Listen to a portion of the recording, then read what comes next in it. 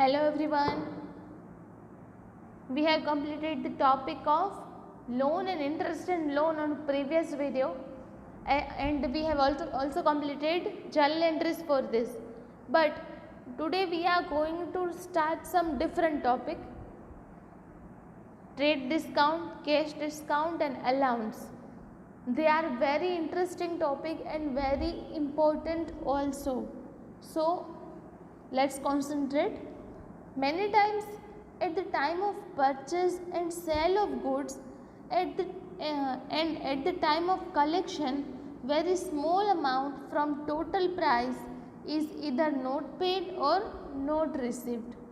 This non paid or non received small amount is discount.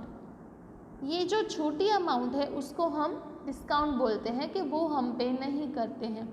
हम कोई भी shop में जाते हैं, मॉल में जाते हैं, तो वहाँ पे लिखा जाता है कि 50% discount. So if the price of any product is 400 rupees and there is 50% discount on that product, so 400 के 50% will be 200. So 200 rupees is not payable and 200 rupees is payable among 400. Okay, so non paid or non received small amount is discount. There are two types of discount: trade discount and cash discount. दो types है discount के, trade discount and cash discount. अब trade discount क्या है? Companies display total price on packing of commodities. Company mention total price on packing of almost all products. At this price, products are sold in open market. At the time of sale, manufacturer or wholesaler allows certain discount to retailers from selling price. At the time of sale, manufacturer, wholesaler, which is known as trade discount. This trade discount is an expense neither for manufacturer or wholesaler nor income for later. Hence, trade discount does not have any accounting treatment in the books of accounts. Trade discount की accounting treatment नहीं होती है.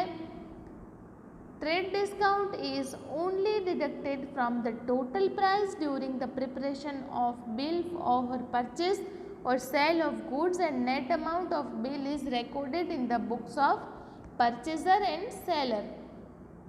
सिर्फ वो deduct हो जाती है, वो अकाउंटिंग वो जो ट्रेड डिस्काउंट है वो रिकॉर्ड नहीं होता है. एग्जाम्पल देखें तो goods of ₹5,000 purchase from Paras at 10% discount.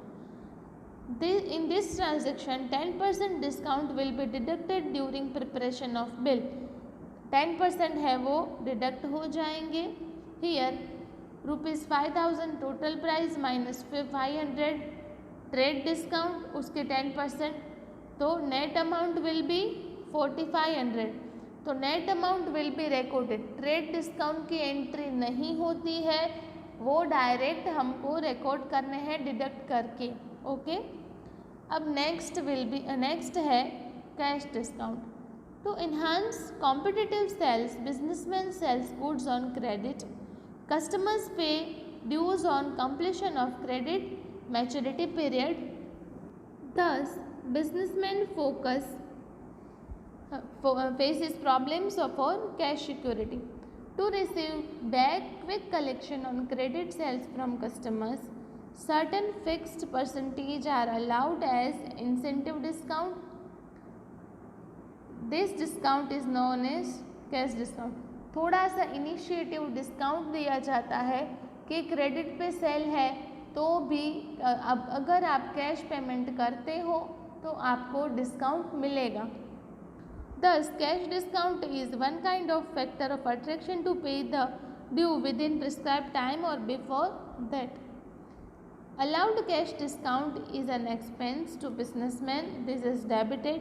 हमने जो डिस्काउंट अलाउ किया है तो वो हमारे लिए एक्सपेंस है, वो डेबिट होगा. For cash discount, receiver, businessman, customer is revenue. thus it is credited to discount account. जब डिस्काउंट हमको मिला है तो डिस्काउंट अकाउंट क्रेडिट होगा, और जब हमने डिस्काउंट अलाउ किया है तो डिस्काउंट डेबिट होगा। So it is very easy the concept of trade discount, cash discount आप आसानी से कर सकते हो, और आपको इसमें ज़्यादा से ज़्यादा मार्क्स भी कर सकते हो इसकी जर्नल एंट्रीज में, ठीक है। Cash discount is income as well as expense. Cash discount है वो इनकम भी है और एक्सपेंस भी है, जिस तरह का transaction. Thus it is recorded in the books of businessman and customer.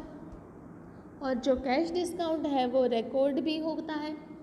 If amount is not paid in stipulated period of time the benefit of cash discount is not allowable. थोड़े stipulated time period में जो ये amount पे नहीं होती है तो जो बेनिफिट है कैश डिस्काउंट का वो अलाउ नहीं होता है।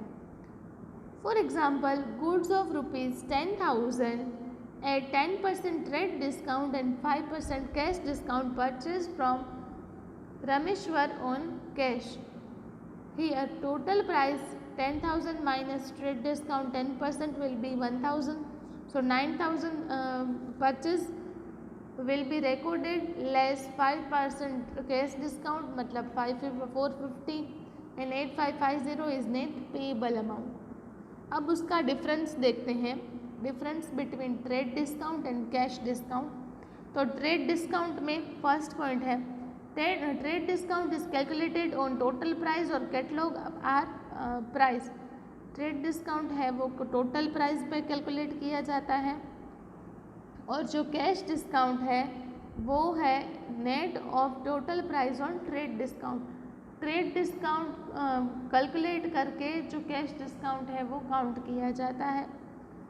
Trade discount is not recorded in books. Trade discount है वो बुक में रिकॉर्ड नहीं होता है, जब कैश डिस्काउंट है वो रिकॉर्ड होता है। तो cash discount is recorded in books.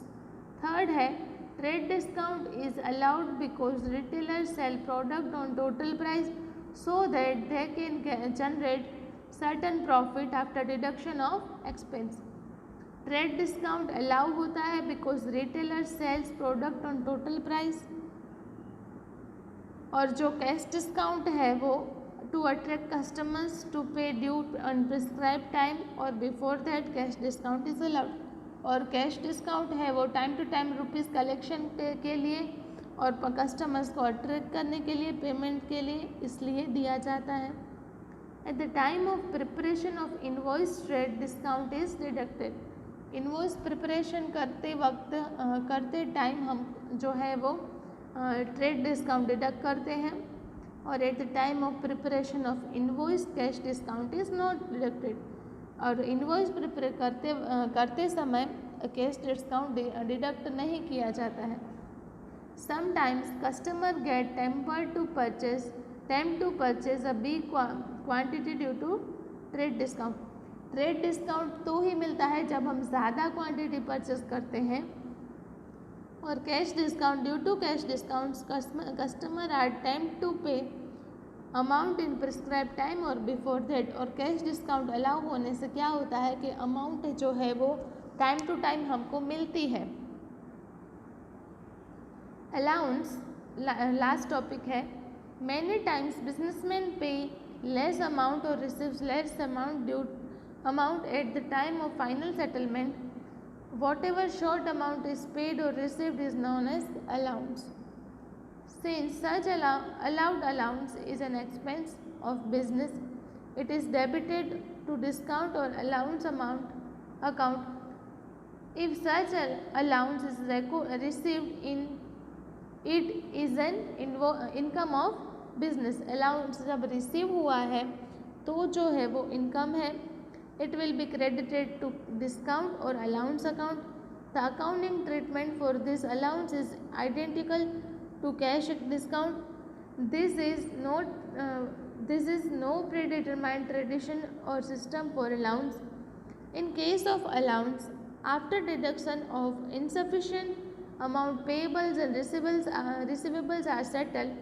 Example देखें, ₹500 paid to Varun as a final settlement against outstanding 515, मतलब कि 515 रुपीज़ हमको पे करने थे और हमने फाइनल सेटलमेंट में 500 रुपीज़ पे कर दिए हैं.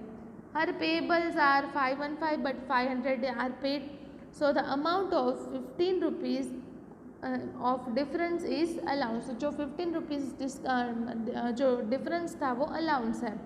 तो हमने अलाउंस का टॉपिक भी कंप्लीट किया है. आपको होम असाइनमेंट में भी difference between trade discount and cash discount का जो टॉपिक है वो कंप्लीट करना है. और अब हम नेक्स्ट लेक्चर में इसके रिलेटेड एक सम है वो भी करेंगे. सो आपको होम असाइनमेंट में सिर्फ difference between trade discount and cash discount करना है. Thank you.